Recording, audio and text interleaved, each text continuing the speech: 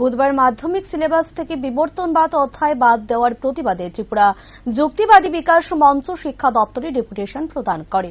সাংবাদিকদের মুখোমুখি হয়ে সংগঠনের সদস্য সৈকত কুমার রায় জানান, দশম শ্রেণীর পাঠ্য বই থেকে বিবর্তনবাদকে এনসিইআরটি বাদ দিয়ে দেয়। করোনা মহামারীর সময় ছাত্রছাত্রীদের উপর থেকে কিছুটা চাপ কমানোর জন্য বিবর্তনবাদ সিলেবাস সাময়িকের জন্য বাদ দেওয়া হয়েছিল। পরবর্তী সময় দেখা যায় দশম শ্রেণীর পাঠ্যক্রম থেকে সর্বদার জন্য সেই বিবর্তনবাদের অধ্যায়টা বাতিল হয়ে যাচ্ছে।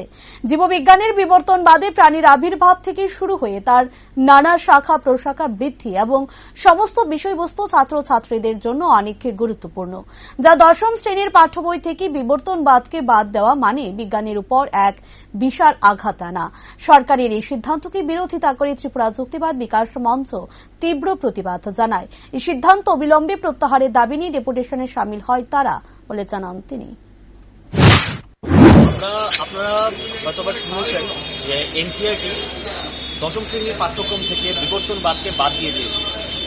করোনার কালে করোনা অজুহাতে এরা বলেছিল যে এখন বিবর্তনবাদ ছাত্রছাত্রীদের পড়াশোনার উপর থেকে পড়াশোনার চাপ কমানোর জন্য আমরা বিবর্তনবাদ থেকে অধ্যায় থেকে সাময়িককালের জন্য সরিয়ে দিচ্ছি, এখন ছাত্রছাত্রীদের পড়তে হবে না।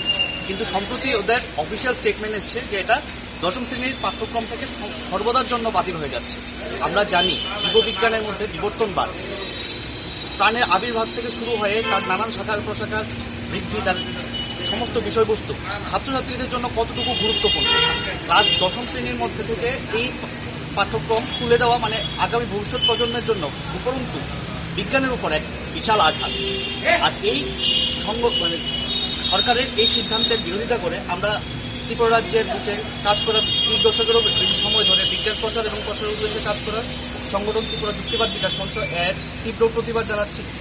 আজকে আমরা ডিরেক্টরের কাছে এই বিষয়ে এই সিদ্ধান্ত অবিলম্বে প্রত্যাহার করার দাবি নিয়ে আমরা আজকে ডেপুটেশন দিচ্ছি। আপনার নাম আর ডেজিগনেশন? আমার নাম সৈকত কুমার রায়, আমি সংগঠনের সদস্য।